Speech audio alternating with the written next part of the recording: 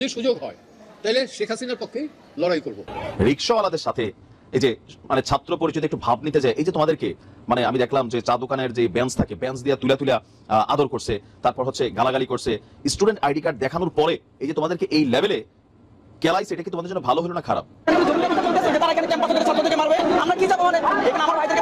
সেনাবাহিনী যারা অন্যায় করছে তাদের বিচার আনতে হবে। এটা কোন আইয়ুব খান বা কোন এরশাদের সেনাবাহিনী না, এটা এখানে সেনাবাহিনী নয়।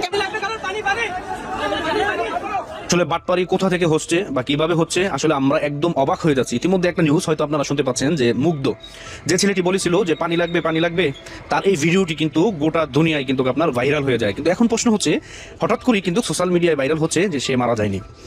বিপ্লব ব্যর্থ হতে চলেছে।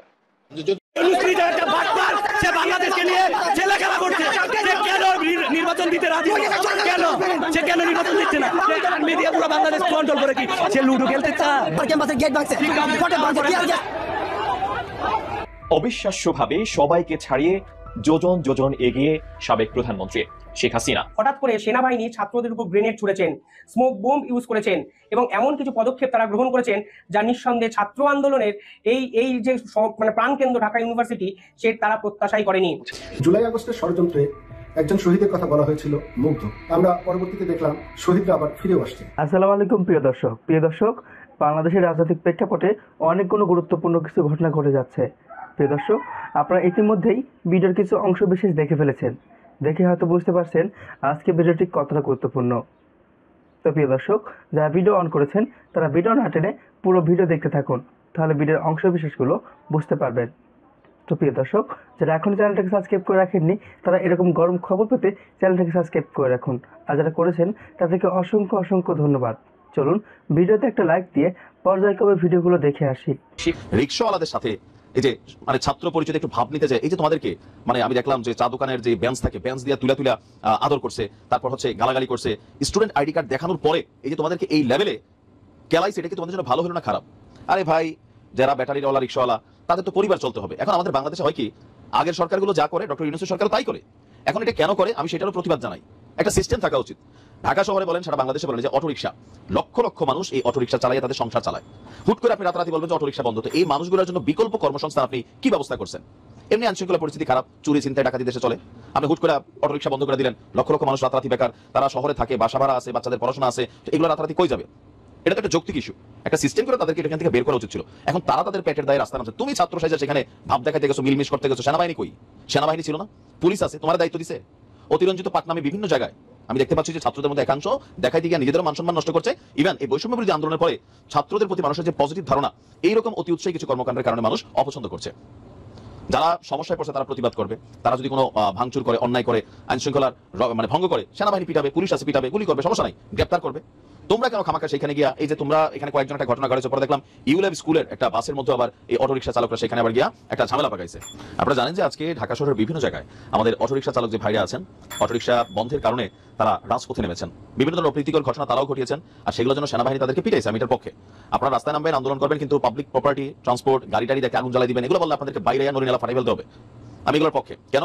কারণ হচ্ছে যে আপনি আইন শৃঙ্খলার এরকম পরিস্থিতি নষ্ট করতে পারেন না। কিন্তু আপনাদের জায়গায় আপনারা যৌক্তিক আন্দোলন করতেছেন, আইন শৃঙ্খলা বাহিনী আছে, পিকেটিং হচ্ছে, ফাইন। কিন্তু ছাত্রদের উদ্দেশ্যে বলি, তোমরা এসে এখানে একটা ঝামেলা কেন পাকাইছো? পরবর্তী সময় বিকালে দেখলাম যে তাদেরকে আবার গ্রেপ্তার করতেছে, ছাত্ররা পরিচয় করে দিচ্ছে, কারণ এখানে লোকাল এরিয়াতে এই ঘটনাগুলো হয়েছে।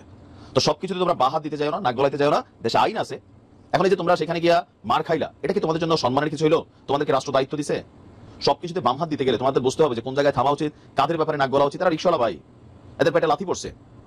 তুমি সেখানে আইডি কার্ড দেখে ছাত্র ভাব দেখলে তো তোমার তো মারবে, এটা তো খুব সিম্পল। তো যাবা কেন? অনেক কিছু তো অতিরঞ্জিত হচ্ছে, এগুলো ব্যালেন্স করা দরকার। আইন শৃঙ্খলা বাহিনীকে শক্তভাবে এই দায়িত্বভার গ্রহণ করা উচিত। আর কথায় কথায় যে কোনো জায়গায় ছাত্ররা নিজেদের সমস্যাতে তোমরা রাজপথে নামে আন্দোলন করো, কিন্তু অন্য ইস্যুতে গিয়া সেখানে সমন্বয়ক ভাব অথবা ছাত্র ভাব দেখে গিয়ে আলাদা কোন রকম পরিস্থিতি তৈরি ট্রাই করো না। এটা থেকে আবার একটা ভিন্ন মেসেজ চলে আসবে। অবিশ্বাস্যভাবে সবাইকে ছাড়িয়ে যোজন যোজন এগিয়ে সাবেক প্রধানমন্ত্রী শেখ হাসিনা, যাকে গত 3 মাস আগে সবকিছু হারিয়ে তল্পি তল্পা গুটিয়ে দেশ ছেড়ে দেশের বাইরে চলে যেতে হয়েছে, সেই মানুষটির প্রতি কেন দিনে দিনে সাধারণ মানুষের সমর্থন বাড়ছে, এর উত্তর আমি আপনাদের কাছে জানতে চাই। তবে তার আগে আমি বলতে চাই, 2 দিন আগে আমি আরো একটি জরিপ দিয়েছিলাম আমার এই ইউটিউব চ্যানেলটিতে।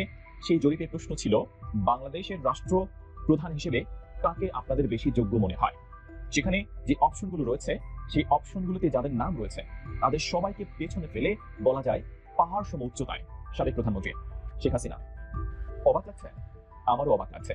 এর আগের জরিপের উত্তরেরও একই রকম ছিল অনেকটা, এবারের জরিপটাও অনেকটা একই রকম ভাবে ফলাফল দিয়েছে।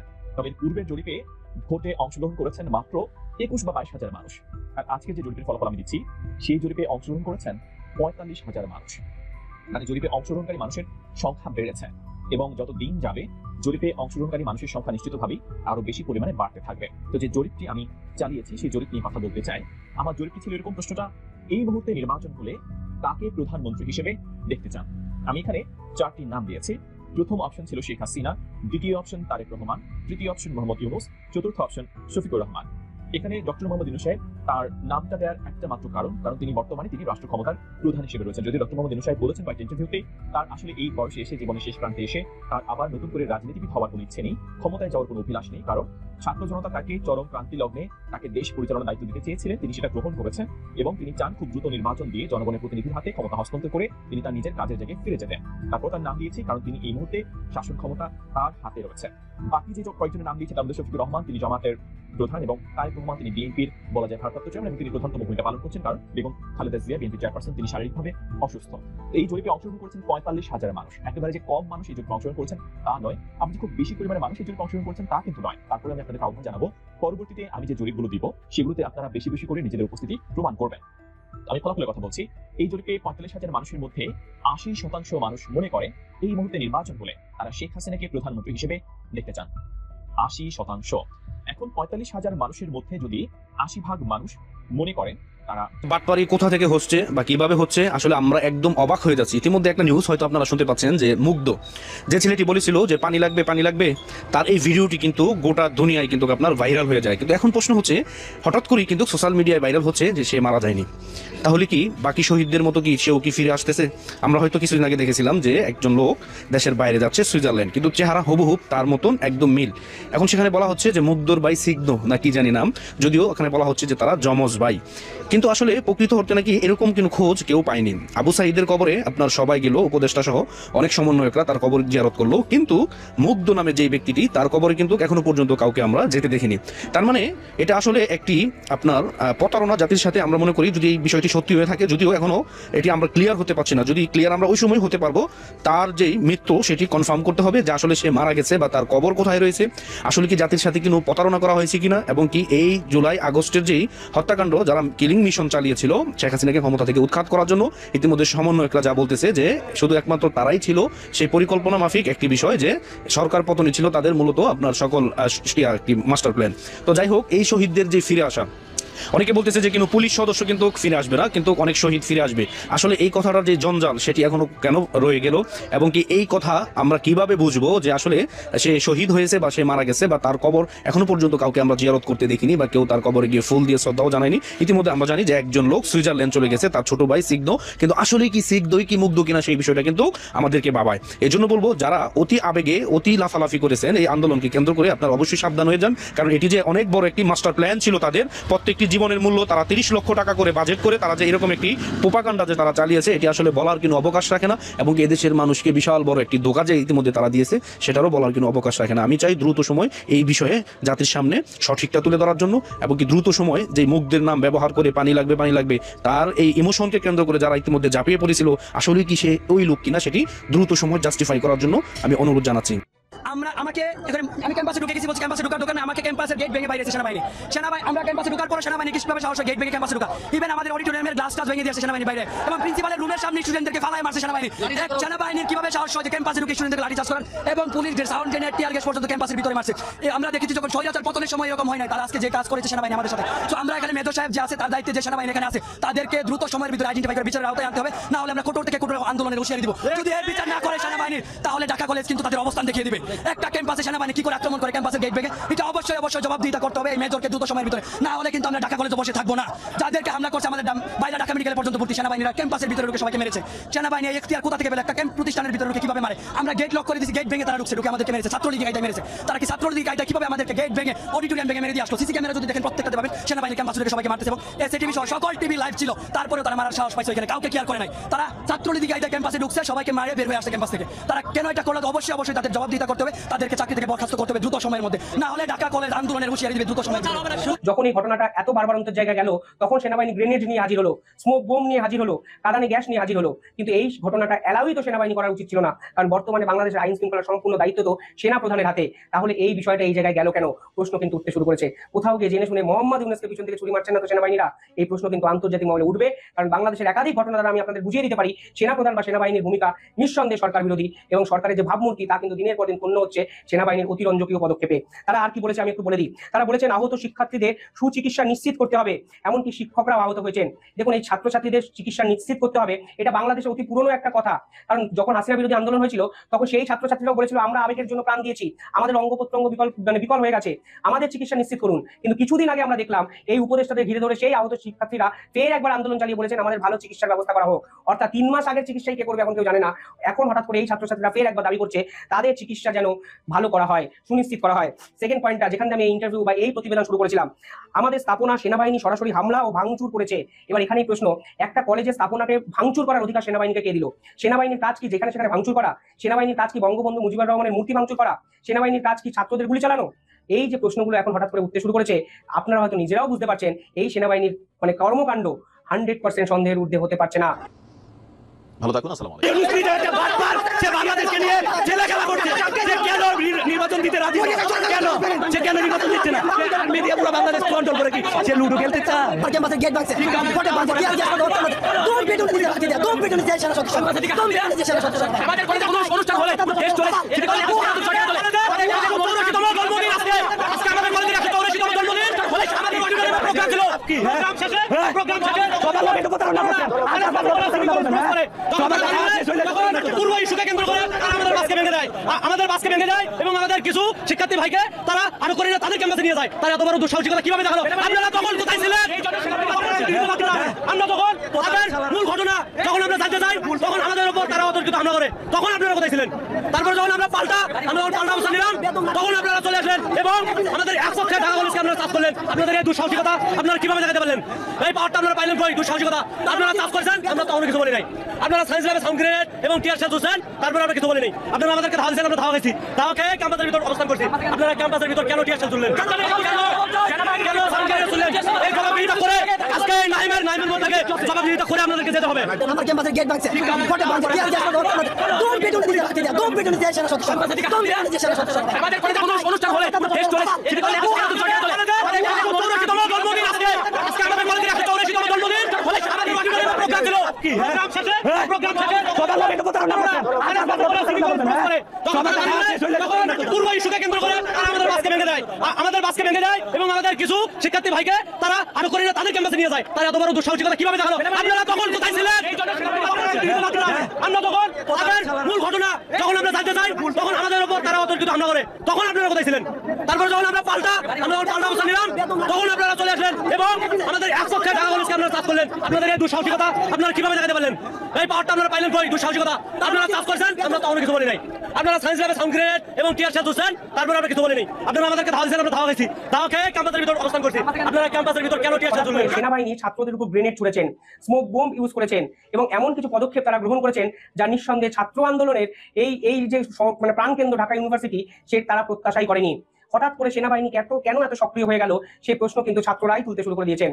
আসল ঘটনাটা কি?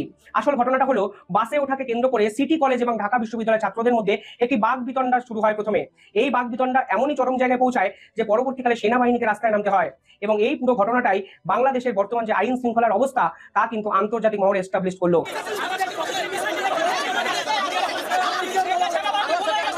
এই খবর ইন্টারন্যাশনাল প্রাঙ্গণে কেন ছড়িয়েছে জানেন? প্রথমত এটি ফের একবার ছাত্রদের আন্দোলন, যেই সকল ছাত্র আন্দোলনের নামে বিরোধী শক্তিগুলোকে কার্যত একজোট করে ষড়যন্ত্রকারী শক্তিরা হাসিনা বিরোধী আন্দোলনে পরিণত করেছিলেন, সেই ছাত্র আন্দোলনের নতুন চেহারা কিন্তু কালকে দেখলো গোটা বাংলাদেশ, যাদের নিশানায় কিন্তু এখন সরাসরি মোহাম্মদ ইউনূস। আর সে সময় সেনাবাহিনী যে ভূমিকা পালন করেছিলেন, অর্থাৎ শোনা যায় হাসিনার নির্দেশ ছাড়াও সেনাবাহিনী একের পর এক ছাত্রদের উপর গুলি চালিয়েছেন, অত্যাচার করেছিলেন সে সময়। আজও কিন্তু সেনাবাহিনী ঠিক সেরকম একটা কড়া অবস্থান পালন করলেন। আর ছাত্রদের নিশানার মুখে কিন্তু বর্তমানে সেনাপ্রধান এবং বাংলাদেশের আইন শৃঙ্খলা বাহিনী। আর এখানেই প্রশ্ন উঠেছে একাধিক মহলে যে এই সেনাবাহিনী এবং সেনাপ্রধান নিজের কর্তৃত্ব দেখাতে গিয়ে, নিজের ক্ষমতা দেখাতে গিয়ে পিছন থেকে ছুরিটা কি মারছেন ইউনূসকে? কেন আমি এই কথা বলছি তা নিঃসন্দেহে বিশ্লেষণ করব এই সমগ্র প্রতিবেদনে। তবে কালকে এই ঘটনার পর ঢাকা বিশ্ববিদ্যালয়ের ছাত্র সংগঠনের পক্ষ থেকে একটি প্রেস কনফারেন্স করা হয়। সেখানে তারা 9 দফা দাবি করেন। এই 9 দফা দাবি যদি আপনারা শোনেন তাহলে বুঝতে পারবেন হাসিনার পরবর্তীকালে মোহাম্মদ ইউনূস শুধু মুখটা বদলেছে, কিন্তু ঢাকা বা বাংলাদেশের চেহারাটা কিন্তু আজ 100 দিন পরে এসেও 3 মাস পরে এসেও একই থেকে গেছে। সেদিনে সেই ছাত্র আন্দোলনকে কিন্তু সাধারণ মানুষ আবেগের জায়গা থেকে সমর্থন করেছিলেন। তারা কিন্তু ভুলেও বোঝেননি এই ছাত্র আন্দোলন নামে সেই সময় হাসিনা বিরোধী চক্রান্ত এবং ষড়যন্ত্র বাংলাদেশের ভবিষ্যৎকে আন্দোলিত করে দিতে পারে। সেই ছাত্রদের হাতে তারা দেশ গড়ার স্বপ্ন দেখে দিয়েছিলেন। কিন্তু আজকের 3 মাস পরে এসে বাংলাদেশে ফের একবার ছাত্র আন্দোলনকে কেন্দ্র করে বাংলাদেশ যে অশান্ত হবে তা হয়তো সেদিনের ওই সাধারণ জনগণ সেই আবেগের দ্বারা যারা চালিত হয়েছিল সেদিন আজ কিন্তু বাস্তবের মাটিতে দাঁড়িয়ে তারা হয়তো বুঝতেও পারেননি। 9 দফা দাবির মধ্যে ছাত্ররা কি বলেছেন? তারা পরিষ্কারভাবে বলেছেন 150 শতাধিক ছাত্রী বা শিক্ষার্থী আহত হয়েছে। অর্থাৎ এই দুপক্ষের গোলমালের মধ্যে 150 জন শিক্ষার্থী ছাত্রছাত্রী আহত হয়েছে। এবার ভাবুন, বাংলাদেশের আইন শৃঙ্খলার পরিণতি বর্তমানে এমন জায়গায় চলে গেছে যে পাড়ার ক্লাবের একটা গুন্ডাদের মতো কোনো জায়গায় ঝামেলা শুরু হলে 150 জন আইন শৃঙ্খলা রক্ষা করার কমিটি থাকা সত্ত্বেও আহত হতে পারে। এটাই হয়তো বাংলাদেশের প্রকৃত দৈন্য দশা। অর্থাৎ প্রশাসনের কর্মকর্তাদের বিরুদ্ধে ব্যবস্থা নেওয়ার কথা ফের কিন্তু ঢাকা ইউনিভার্সিটি থেকে উঠলো। ঠিক যেরকম ভাবে হাসিনা বিরোধী একটা আন্দোলনের প্রাণ কেন্দ্র বলা হতো ঢাকাকে, ঠিক একই রকম গল্প কিন্তু বাংলাদেশের ইতিহাসে ফের একবার ফিরে এলো মাত্র 100 দিন পর। একদম ইতিহাসটা মেলান, তাহলে হয়তো এই বিশ্লেষণগুলো, এই গভীরতাগুলো আপনারা বুঝতে পারবেন। তৃতীয় কি কথা বলেছে তারা, ওরা জানেন? তারা বলেছেন বিশেষ করে দায়িত্বরত পুলিশ কর্মকর্তা যারা এই হামলার নির্দেশ দিয়েছে তাদেরকে পদত্যাগ করতে হবে। সেদিনও সেই পুলিশ কর্তাদের পদত্যাগ চেয়েছিলেন ছাত্রছাত্রীরা। আর 100 দিন পরে সেই পুলিশ কর্তা যারা হামলার নির্দেশ দিয়েছে তাদের পদত্যাগ করতে হবে। সেদিন পুলিশের রিভলভার থেকে গুলি চলেনি, তা সত্ত্বেও পুলিশকে কাঠগড়ায় তুলে দিয়েছিলেন ছাত্রছাত্রীরা, কারণ সেই সময় পুলিশের কন্ট্রোল ছিল হাসিনা সরকারের হাতে। আর আজকে যে পুলিশ আপনাদের উপর অত্যাচার চালালো, যারা আপনাদের উপর গ্রেনেড ছুড়লো, হ্যান্ড বোম ছুড়লো, তাদেরকে আপনাদের সরাতে হবে। আপনারা সরাসরি কিন্তু মোহাম্মদ ইউনূসের সরকারের বিরুদ্ধাচরণ করতে শুরু করলেন, যা আন্তর্জাতিক মহলে অত্যন্ত গুরুত্বপূর্ণ একটা খবর বলে আমার মনে হচ্ছে। 4 নম্বর ওরা কি বলেছে? 4 নম্বর বলেছে ইতিপূর্বে সকল বিশৃঙ্খলার সাথে জড়িত সিটি কলেজের কতিপয় সন্ত্রাসী শিক্ষার্থীরা দোষী সাব্যস্ত হওয়া এবং পরবর্তী সংঘাত এড়াতে সিটি কলেজকে স্থানান্তরিত করতে হবে। এ এক অদ্ভুত দাবি। বাংলাদেশে যে যা খুশি দাবি করলেই বাংলাদেশ সরকার একটু কেঁপে যায়। তারা সিটি কলেজটাকে স্থানান্তরিত করতে বলে দিচ্ছে। অর্থাৎ যে কলেজের ইতিহাস ওখান থেকে শুরু, সেই কলেজ থেকে তারা শত শত ছাত্রছাত্রী প্রডিউস হয়েছে বাংলাদেশ জুড়ে, সেই সিটি কলেজটা একটা জায়গা থেকে অন্য জায়গায় তারা নিয়ে যেতে বলছে। আমি জানি না এর বাস্তব কি যুক্তি আছে বা আদতে করা সম্ভব কিনা, কিন্তু ছাত্রছাত্রীরা যে দাবি করেন এই সরকার যে ভদ্র ভালো ছেলের মতো করে দেয় তা হয়তো আপনারাও জানেন। তাই এই দাবিগুলো এখন বালকিল্যতার পর্যায়ে তারা নিয়ে গেছেন। পরবর্তীকালে তারা বলেছেন সিটি কলেজের শিক্ষার্থীরা নিন্দনীয় ঘটনায় সরাসরি নির্দেশ এবং তাদেরকে আইনের আওতায় আনতে হবে। বাংলাদেশের আইন শৃঙ্খলার আওতায় তারা আনবেন, কিভাবে আনবেন সেইটা কিভাবে সম্ভব এটাও আমার কাছে কিন্তু জানা নেই। এই ঘটনায় স্বরাষ্ট্র উপদেষ্টাকে সরাসরি ক্যাম্পাসে হাজির হতে হবে। এবার কোথায় স্বরাষ্ট্র উপদেষ্টা? তার কাজ কি? স্বরাষ্ট্র উপদেষ্টা যদি এই বাংলাদেশে বর্তমান থাকে, তাহলে সেনাবাহিনী কেন এরকম তৎপরতা দেখাচ্ছে অকারণে? দেখুন, এইরকম কথাবার্তা রাজনৈতিক দলগুলো না বলতে পারলেও বাংলাদেশের ছাত্রছাত্রীরা কিন্তু বলে ফেলে। তারা হয়তো আগে পরে সামনে পিছনে কিছুই ভাবে না, কিন্তু তারা যে দাবি তোলে সেই দাবির মধ্যে 20 to 30% দাবি এমন কিছু দাবি যেগুলো সত্যি বাংলাদেশের বড় একটা প্রশ্নবোধক চিহ্নের মুখে আনতে বাধ্য। অর্থাৎ সেনাবাহিনীর ভূমিকা, পুলিশের ভূমিকা, স্বরাষ্ট্র উপদেষ্টার ভূমিকা, এই ভূমিকাগুলো নিয়ে চর্চা হওয়া কিন্তু প্রয়োজন। পরবর্তীকালে তিনি বলেছেন এই হামলায় জড়িত সেনা এবং পুলিশের ঊর্ধ্বতন কর্মকর্তাদের ক্ষমা চেয়ে পদত্যাগ করতে হবে। পাশাপাশি এই ঢাকা কলেজের 184তম প্রতিষ্ঠাবার্ষিকী হামলা করে বর্তমান সরকারকে ব্যর্থ করার পরিকল্পনা করা হয়েছে, যাতে সরাসরি সিটি কলেজের পুলিশ জড়িত ছিল। অর্থাৎ তারা পরিষ্কারভাবে বলেছেন বর্তমান সরকার বিরোধী চক্রান্ত যারা করেছেন তারা নাকি আক্রমণ চালিয়েছেন। এবার দেখুন, বাংলাদেশের সরকার ইউনূস সরকারের বর্তমান সরকার তাদের বিরুদ্ধে হামলা চালানোর জন্য পুলিশ এবং সিটি কলেজ একসঙ্গে নাকি ঢাকা বিশ্ববিদ্যালয়ের উপর ঝাঁপিয়ে পড়েছে। আমি এই দাবি সারবত্তা কতটা আমি বুঝতে পারছি না। অর্থাৎ যারা হাসিনা বিরোধী আন্দোলন করেছিল তারা এখন কার্যত দুভাগে ভেঙে গেছে। এক পক্ষ সরকারের সঙ্গে আছে, অন্য পক্ষ যারা সরকারের সঙ্গে নেই তারা নাকি এবার সেই পক্ষের উপর ঝাঁপিয়ে পড়েছে। তাতে প্রত্যক্ষ মদত দিয়েছে পুলিশ এবং সেনাবাহিনী।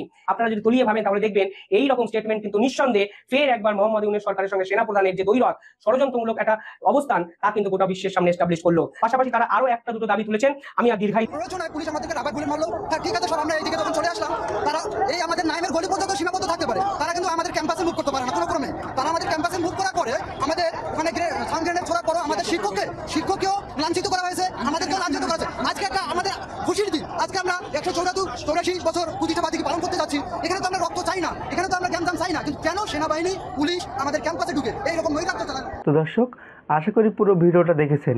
দেখে হয়তো আপনার মন্তব্য থাকতে পারে, মন্তব্য থাকলে কমেন্ট বক্সে জানিয়ে দিন। তবে দেখা হবে, কথা হবে পরবর্তী কোনো ভিডিওতে পরবর্তী সময়ে। ততক্ষণে ভালো থাকুন, সুস্থ থাকুন। আল্লাহ হাফেজ।